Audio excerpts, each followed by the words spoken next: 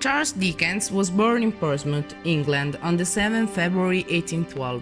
The second of 8 children, his father worked in the Navy Office and his mother was the daughter of a government official.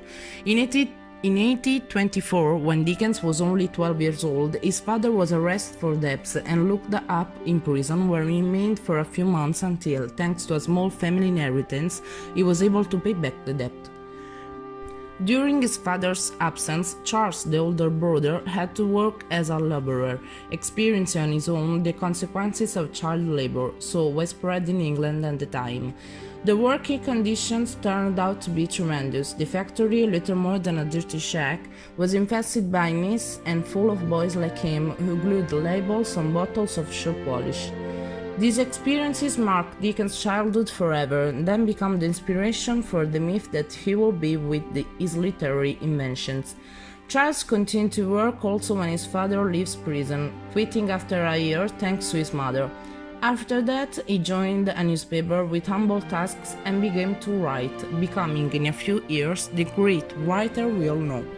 After his mother's death by childbirth, Oliver Twist grew up first in an orphanage and then in a parish hospice for the poor, before being sent at the age of 9 to work in a factory where he and his little companions suffer hunger and mistreatment.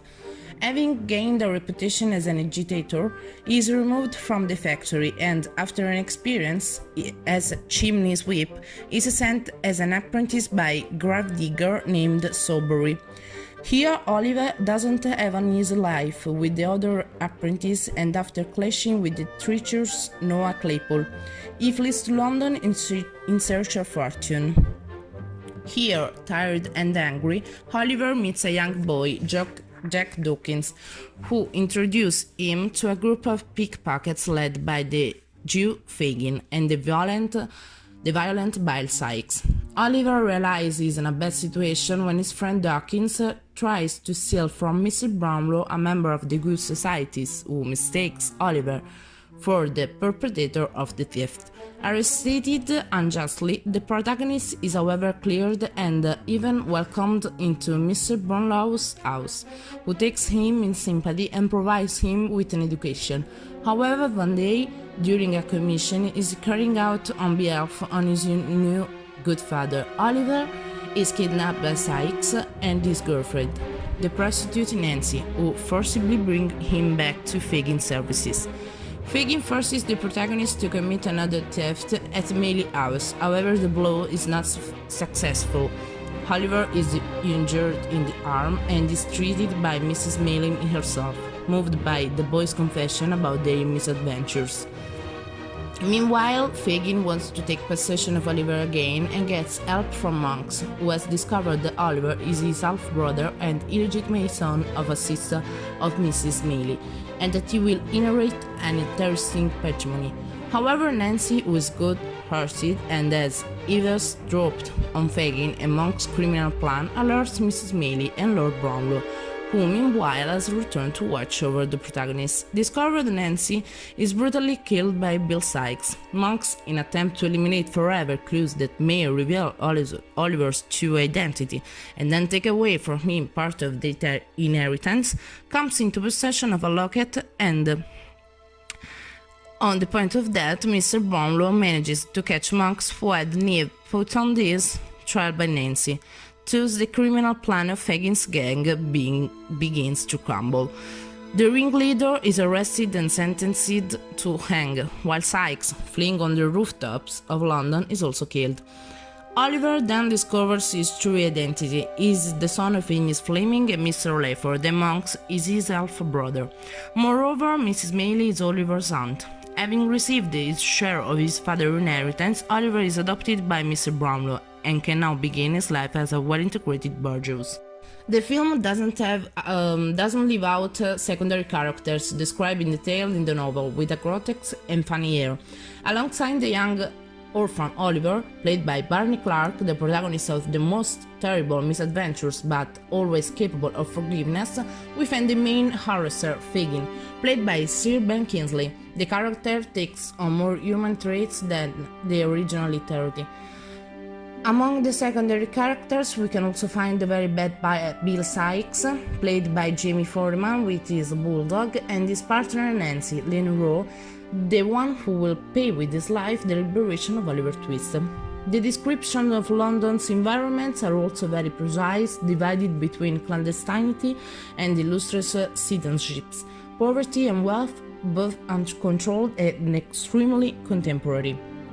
Although the director Roman Polanski has created a faithful interpretations of Dickens' text, he has allowed himself some omissions, such as Oliver's noble origins. The director has therefore eliminated two of the most important secondary plots, the Mealy family and the character of Monks, Oliver's stepbrother. By eliminating these two plots, Polanski needed to fill the void in the plot, thus focusing on Fagin, who was complotting with Sykes to kill the boy, something that doesn't happen in Dickens books. The director in the film adaptation gives us an alternative ending with Oliver visit to Fagin before being hanged. In this way, the film avoids the schmaltzy happy ending, leaving us with the main character who shed a tear over the fate of what was one of his persecutors. Charles Dickens' social novels deals with strong themes: child exploitation in factories, the degradation of slums, worker neighborhoods, social injustice. Dickens deals with very important social issues such as poor law, a welfare system that assigns poor people to the patronal hospices in very bad conditions.